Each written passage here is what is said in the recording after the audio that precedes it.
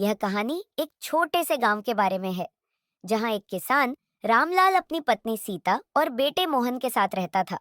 उनका गांव पहाड़ों के बीच बसा हुआ था और वहां की शुद्ध हवा, सुंदर नजारे और शांत माहौल से लोग बहुत खुश रहते थे।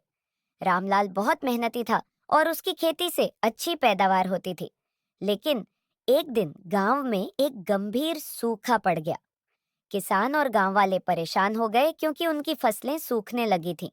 रामलाल ने हार नहीं मानी और अपनी समस्या का हल ढूंढने के लिए वह गांव के सबसे बुजुर्ग और ज्ञानी व्यक्ति बाबा जी के पास गया। बाबा जी ने रामलाल को सलाह दी कि उसे पहाड़ के दूसरी ओर एक पंचतारा वृक्ष की तलाश करनी चाहिए, जिसकी जड़ों में जादुई पानी था। यह पानी जहां गिरता था, वहां कभी सूखा नहीं पड़ता था। रामलाल ने बाबा जी की बात मानी और अपने बेटे मोहन के साथ उस वृक्ष की खोज में निकल पड़ा।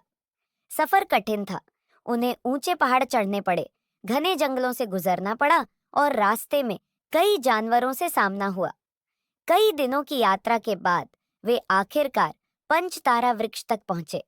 जैसे ही उन्होंने उसकी जड़ में से निकलते पानी को अपने साथ लाए पात्र में भरा, उनके दिल में एक अद्भुत शांति और विश्वास भर गया। वे उस पानी को लेकर वापस गांव आए। गांव में पहुंचते ही उन्होंने सबसे पहले अपनी सूखी हुई फसलों पर उस जादुई पानी का छिड़काव किया। देखते ही देखते फसलें हरी भरी हो गईं। गांव के लोग चकित थे और सबने मिलकर उस पानी को बांट लिया। कुछ ही समय में गांव की हरियाली लौट आई और सूखे का डर खत्म हो गया। इस घटना के बाद रामलाल और मोहन गांव के हीरो बन गए और पंचतारा वृक्ष की कहानी पीढ़ी दर पीढ़ी सुनाई जाने लगी, जिसमें साहस, धैर्य और विश्वास की शक्ति का संदेश छिपा था। इस प्रकार यह कहानी बताती है कि मेहनत, दृढ़ निश्चय और सही मार्गदर्शन से कोई भी मुश्किल हल की जा सकती है, चाहे परिस्थितियां कितनी भी कठिन क्यों ना हो।